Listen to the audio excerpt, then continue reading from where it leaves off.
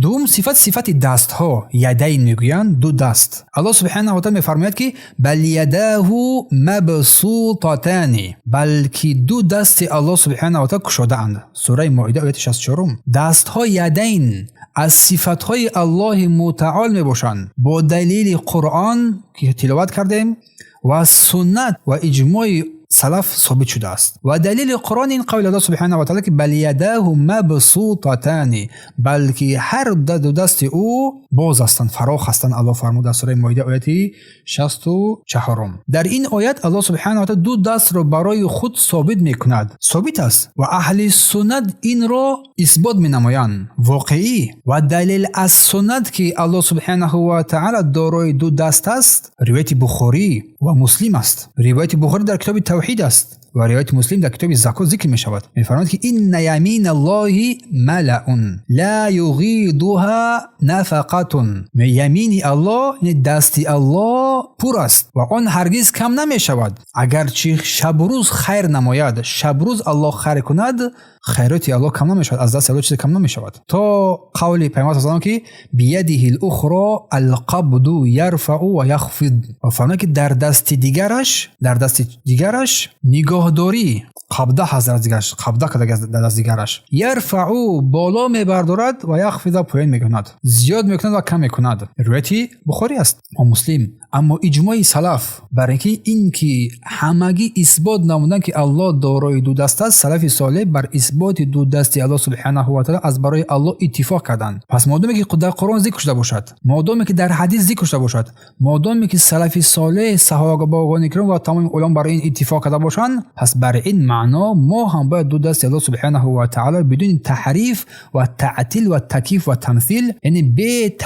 به تصویر یا به مانندی دستای الله سبحانه و تعالی را قبول داشته باشیم، بدون مانندی به دستان مخلوقاتش. دو دستی که واقعی هستند الله سبحانه و تعالی از الله هستند که بر او لایق و موافق شرف و بزرگی او سبحانه و تعالی باشند. خلاصا ما دو دستی الله سبحانه و تعالی را اثبات میکنیم که در قرآن و حدیث با معنای اصلی آنها بیان شدگی هست که میفهمیم، هر کی ما میپذیریم. و این دستان الله سبحانه و تعالی بدون تحریف و مانندی به دستان مخلوقات باشد. اما در اینجا رد بر اهل تعطیل، انکار کنندگان. اهل تعطیل یعنی آنهایی که صفاتهای الله را تعطیل میکنند، انکار میکنند، صفت دست را به معنای نعمت و قدرت گرفتند. گفتن در اینجا دست به معنای نعمت است، دست به معنای قدرت است و مانند اینها. به این معنا تفسیر کردن این را اهل تعطیل، اهل بدعت. شیخ میفرماید که ما با استفاده از قاعده چهارم سخن آنها را رد میکنیم، چون این تفسیری که آنها کردن دست را به معنای نعمت و قدرت گفتن،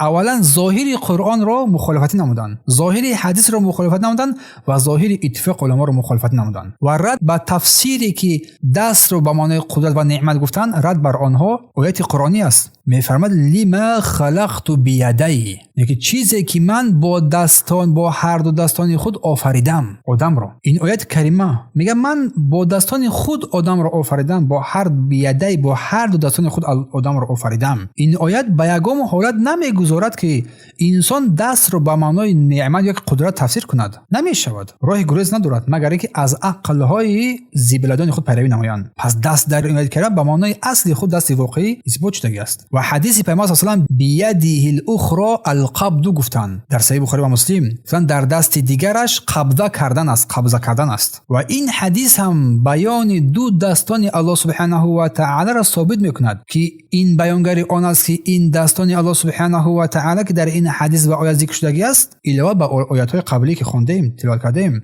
نمیشه به معنای قدرت که به معنای نعمت اینا گرفته شوند به هیچ وجهی. اما شیخ میفرماید که ورودهای گوناگون، وارد شوی‌های گوناگون در صفت دست. الله میفرماید الله در قرآن دست را افراد تنها ذکر کرده است. تبارک الذی بیده الملک در قرآن ذکر شده است. چی با برکت از آن پروردگاری که در دستش تمام ملک است. افراد تنها ذکر کرد، یعنی یک دست. در این آیت دستی الله متعال به طوری مستقیم اثبات شده است. بیده الملک، دست الله سبحانه و تعالی ملک است. و همچنین در کلام الله سبحانه و تعالی تثنیه که دو دست هم ذکر شده است. بل یداه مبسوطتان، بلکه هر دو دستان الله سبحانه و تعالی فراخ هستند، باز هستند. این آیه کریمه، آیت دوم، دو دست الله سبحانه و تعالی را اثبات میکند، اقرار میکند. و همچنین در بعضی از آیات های دیگر، در سوره یاسین اگر آیت 71 را بنگریم، اولم یروا ان خلقنا لهم مما عملت ایدینا انعاما، شکل جمعی دست ذکر شده، شکل جمعی دست. یعنی آیا نمیبینند که ما برای آنها چارپاها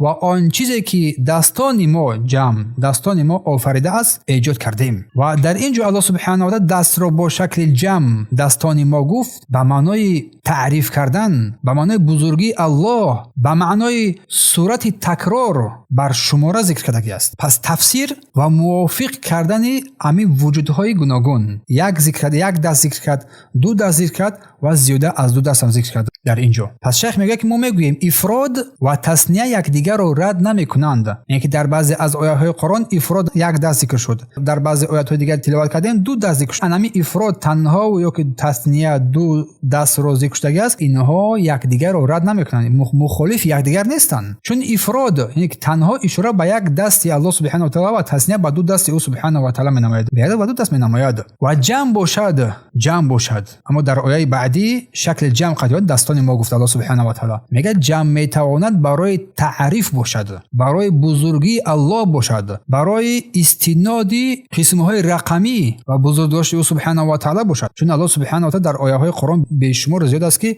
ما ذکر می‌کنیم، به شکل جمع ذکر می‌نماید، ما این رو کردیم از شکل به خاطر بزرگداشتی او سبحانه و تعالی. خلاصه توفیق یا که موافقیت نمودن میان این شکل‌ها، اگر بگوییم شکل یکم یعنی مفرد، تنها، دست تنها ذکر شد، الهه شده است. بنابراین هر چی را که برای الله سبحانه و تعالی از دست ثابت شده است، بر الله آن را اثبات می‌نماییم. چون آیه های قبلی و احادیث قبلی که ما خواندیم، تلاوت کردیم و حدیث خواندیم، دو دست الله سبحانه و تعالی برای الله اثبات شده است. همین گونه بود. اما این یک دستی که تبارک الذی بیده الملک یک دست اثبات شد، این دلالت بر آن نمی‌کند یک دست دارد، چون در یک دست اون ملک است میتواند. اما آن شکلی که جمع ذکر شد، دستان گفت، این از باب بزرگداشت و بزرگواری او سبحانه و تعالی ذکر شده است، برای تعظیم او سبحانه و تعالی، نه به معنای عدد که عدد نام‌های دستای الله سبحانه و تعالی بسیار باشند یا که از سه بیشتر باشند. چون در زبان عربی عدد بیشتر از عدد زیاده از دو سر می شود. اصلا در زبان عربی هم عددهای بیشتر، عددهای جمع زیاده از دو سر می شود. اگر کسی که کمی زبان عربی را اگر که خوانده باشد و فهمیده باشد. فهما